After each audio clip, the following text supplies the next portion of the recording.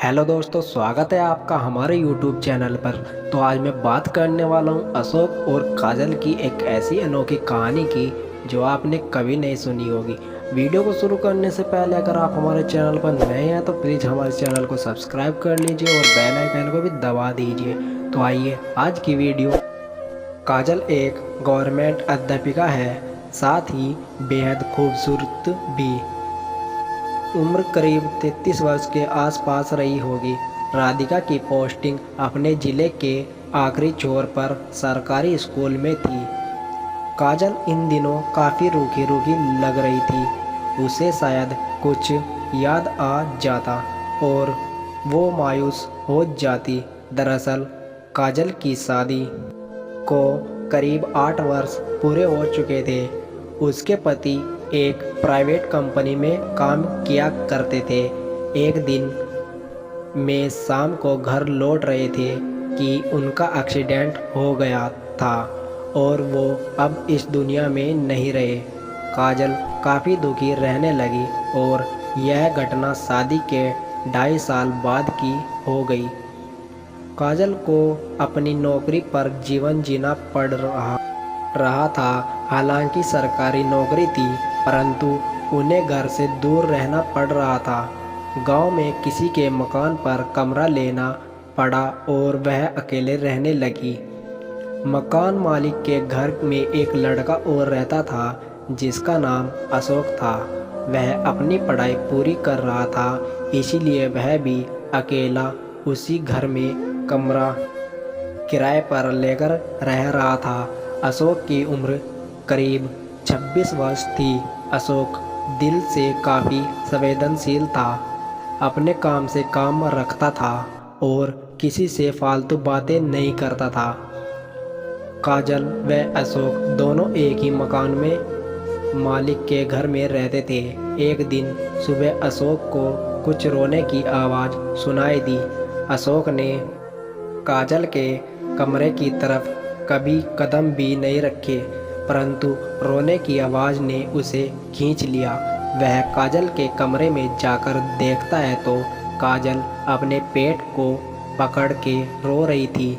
अशोक ने तुरंत काजल को पूछा, मैडम आपको क्या हुआ, आप रो क्यों रहे हो? काजल ने कहा, मुझे पेट दर्द हो रहा है, मेरे पास कोई दवा भी नहीं है। तो अशोक ने कहा, आप घबराइए मत, मैं आपको हॉस्पिटल लेकर चलता हूँ। अशोक की बात काजल को अच्छी लगी और दोनों हॉस्पिटल जाते हैं। काजल अब कुछ देर बाद आराम की सांस ले रही थी।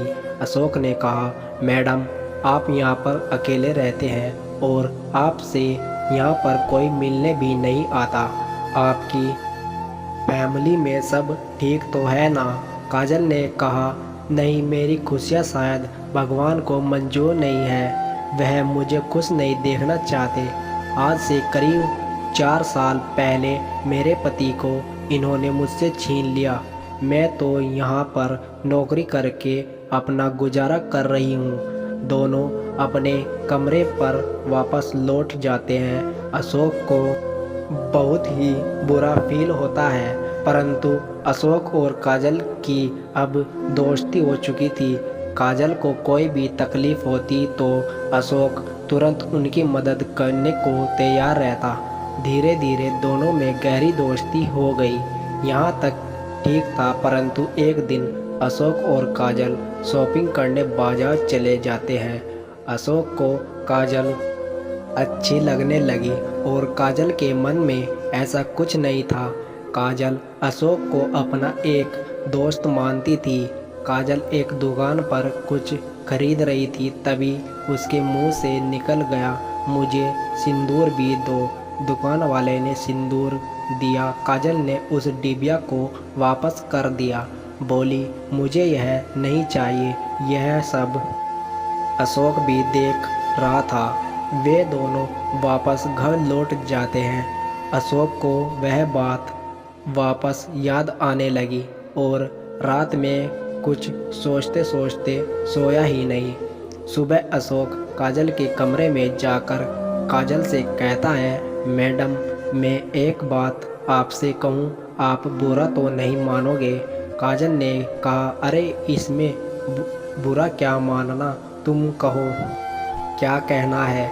अशोक ने कहा, मैडम आप दूसरी शादी क्यों नहीं कर लेते? मुझसे आपका यह अकेलापन देखा नहीं जाता। अशोक की बात सुनकर काजल चुप हो जाती है। अशोक कहता है, अगर आप चाहे तो मैं आपसे शादी कर लेता हूँ, परंतु मैं अभी बेरोजगार हूँ और कुछ दिनों में जॉब करने लगूँगा। अगर आपको सही लगे तो आप मुझसे शादी कर लीजिए। काजल कुछ बोलते हुए कहती है, अशोक शायद तुम्हें मेरी उम्र का अंदाज़ा नहीं है। मैं आपसे करीब 7 वर्ष बड़ी हूँ और तुम मुझसे शादी क्यों करना चाहते हो? अशोक कहता है, आपको खुश देखना चाहता हूँ और आपकी मायूसी मुझे अच्छी नहीं लगती। आप उम्र पर मत जाइए, मुझे आपसे प्यार हो गया है। आप मुझे निराश मत करना प्लीज़। काजल के मन में अशोक की बातों का गहरा सम्मान था। उसने कहा, मैं कुछ सोचकर जवाब दूंगी। अशोक ने उस दुकान से सिंदूर की डिबिया खरीद ली थी और चुपके से काजल के कमरे में रख दी। 2 दिन बाद काजल अशोक के कमरे में आती है। इसके पहले वह अशोक के कमरे में कभी नहीं आई थी। अशोक काजल को देखकर बड़ा खुश होता है और काजल को बैठने के लिए कहता है। काजल अशोक से कहती है, क्या तुम मेरे हमसफ़र बनोगे? अशोक तुरंत हाँ बोलता है। वो कहती है, मैं तुमसे 7 वर्ष बड़ी हूँ, क्या यह तुम्हें अच्छा लगेगा? अशोक कहता है, मुझे इससे कोई फ़र्क नहीं पड़ता। वह कहती है, मैं विधवा भी हूँ। अशोक कहता है, इसमें आपका कोई कसूर नहीं है। यह सुनकर काजल अशोक को गले लगा लेती है और दोनों में अपने जीवन को जीने का मार्ग अपना लिया। 2 दिन बाद मंदिर में जाकर दोनों ने शादी कर ली और खुशी खुशी रहने लगे। तो दोस्तों, आज की यह स्टोरी कैसी लगी हमें कमेंट सेक्शन में ज़रूर बताएं और प्लीज़ अगर आप हमारे चैनल पर नए हैं तो प्लीज़ हमारे चैनल को सब्सक्राइब कर दीजिए और बेल आइकन को भी दबा दीजिए। धन्यवाद।